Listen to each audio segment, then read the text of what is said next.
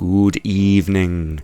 Today I'm checking out a new lens from Tamron, a little ultra-wide-angle optic designed for Sony's mirrorless APS-C E-mount cameras, the 11-20mm f2.8 III-A RXD.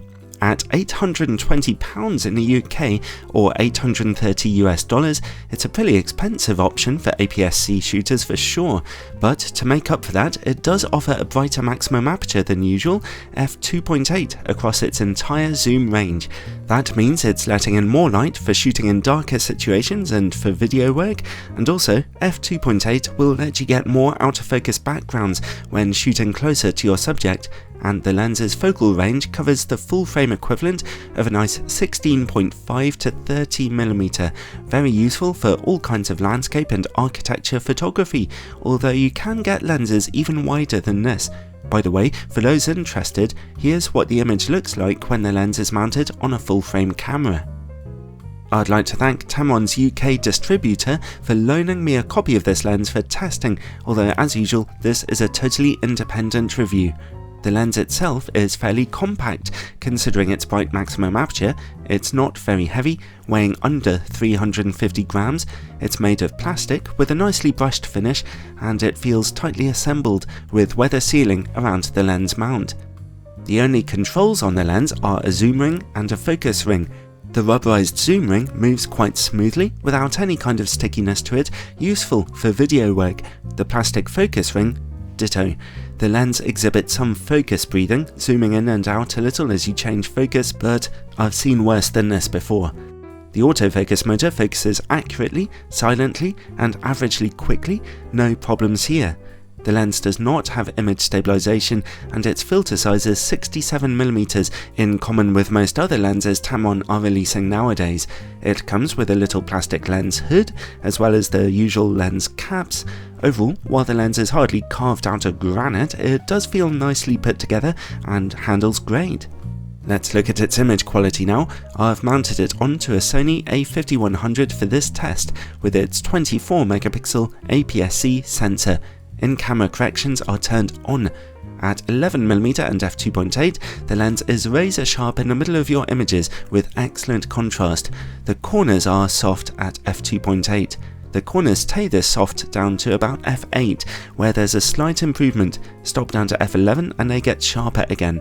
That's as sharp as those corners get at 11mm. I should mention though that in my tests I noticed a bit of field curvature on this lens, so if you refocus it, those corners will become a little bit sharper, but the middle will lose just a little bit of resolution. Well, let's zoom into 20mm now.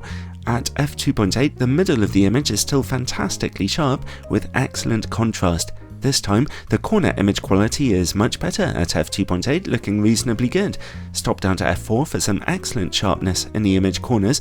The lens stays this sharp down to f11, where a little softness begins to creep in due to the effect of diffraction. So overall, the lens has excellent contrast and is always razor sharp in the middle of your images.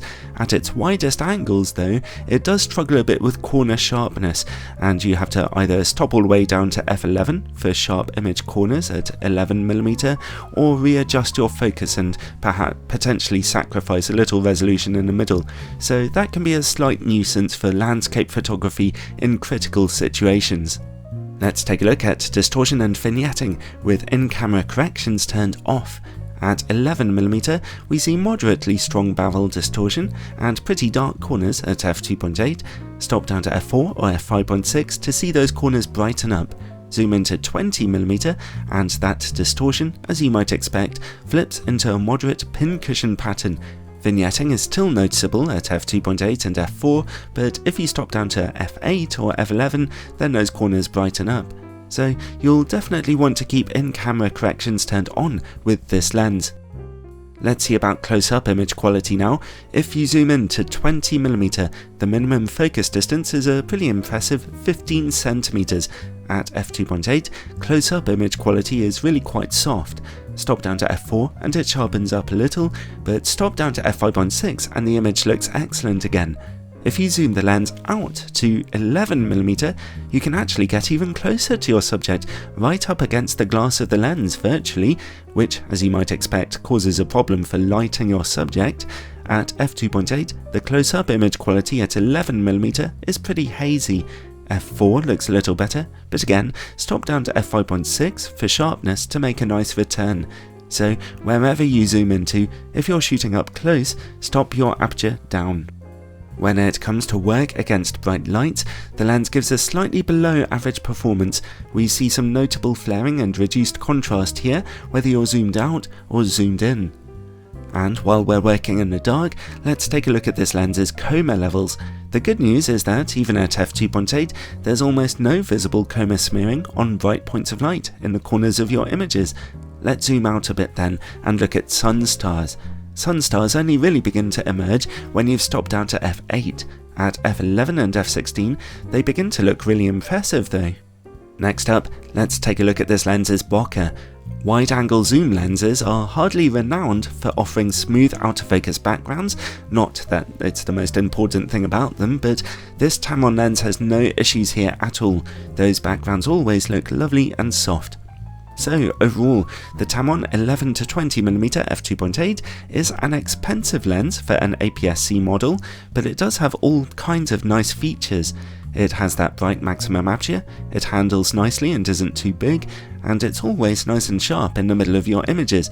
It has low coma and potentially nice sunstars and nice bokeh.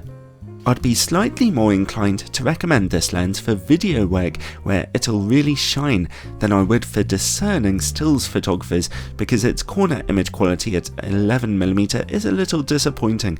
It's a shame to need to stop down there for the best image quality. Not that that'll bother landscape photographers too much though, they tend to stop down apertures anyway. There are one or two other little image quality niggles that prevent me from highly recommending it at its rather high price point, but it's still really capable and enjoyable to use, so it does come recommended. I hope you found this review helpful. I really like getting stuck in and looking at everything a lens can do. I'd like to take a second to thank all my kind supporters over on Patreon who help to keep these reviews trucking on. For $3 a month there, you can get all kinds of exclusive content, including monthly exclusive videos, and it all makes a big difference in keeping these independent reviews coming. Ciao!